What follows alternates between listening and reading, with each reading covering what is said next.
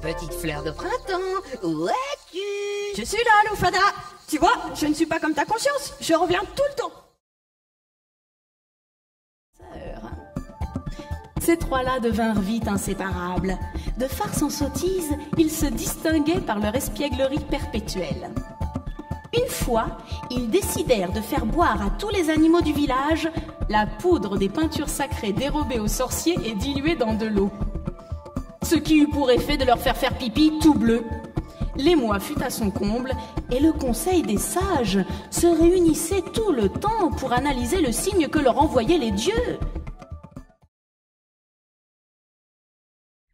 C'est au lever du jour qu'Alexandra fut conduite à Pucelie la sorcière. Feinte et respectée à la fois par l'ensemble des tribus de la vallée, elle était la mémoire vivante de tous.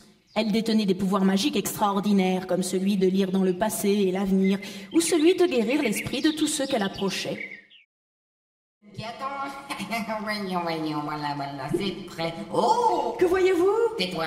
Oui, bien, madame. Je vois. Oh, comme c'est étrange, je vois. Quoi? Oh là, la pipelette, je me concentre. Destinée. Destinée. Mais il manquait plus que lui. Destinée? Oui, Destinée. Que tu as jeté de ta vie comme un malpropre. Oh! Quoi encore? Ah, elle va fermer son claque-bourse, celle-là. Tu as fui. Tu voulais réaliser ton rêve. Oh, je vois un ami des fées. Loufada! Ah, je comprends pourquoi sa conscience est barrée. Qu'elle me fait. Ah bah la poésie. Mais, je vois la mer. C'était donc ça ton rêve, voir la mer. Quel tranquille mon petit chou. Une cure thermale, c'est plus branché. Bosquet senteur d'épices, enivrant, parfum troublant, envahit ton corps tremblant, de saveurs qui t'étourdissent. Tu tombes,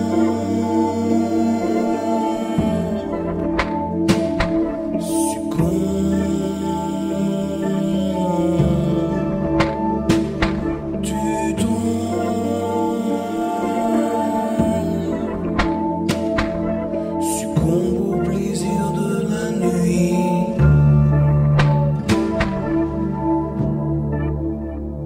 Du nectar de grappes roses, le brouillard qui se dépose sur l'armée de portes closes.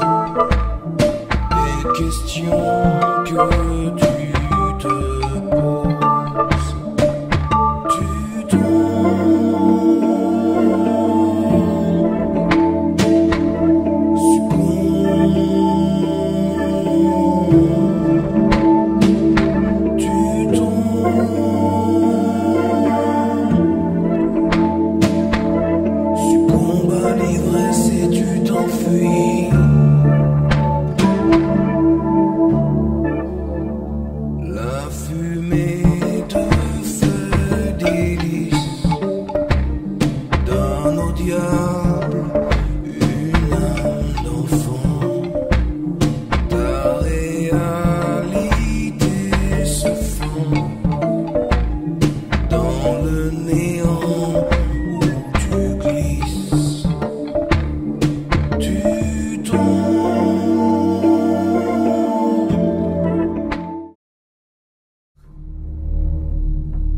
Rien. Se couvrant d'une robe de chambre, elle entreprit d'en savoir plus. Elle ouvrit discrètement sa porte.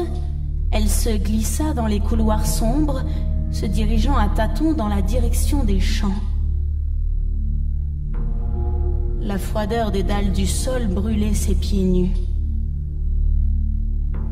Les chants provenaient de plus bas. Un escalier menait à la salle commune. Arrivée à son niveau, elle se cacha derrière les piliers pour échapper au regard des derniers convives restés là. Elle découvrit un autre escalier qui l'attira encore plus bas. Un dédale de couloirs s'entrecoupant donnait accès à un grand nombre de portes. Ce sont sûrement les chambres des gardes, pensa-t-elle. Elle s'engagea dans la descente, regrettant de plus en plus sa témérité. Elle eut soudain un sombre pressentiment. Mais il était trop tard pour faire demi-tour. Elle devait continuer jusqu'au bout. Elle eut soudain une terrible vision. Emportée par sa curiosité, elle venait de découvrir la prison du Chaster. À intervalles réguliers, de grandes grilles ponctuaient les parois du couloir, s'ouvrant sur de sombres cellules, d'où sortaient des gémissements. Traversant le couloir en courant sur la pointe des pieds, elle découvrit un autre escalier qui l'attira encore plus bas. Cette fois, les gémissements et les chants étaient accompagnés de cris de douleur.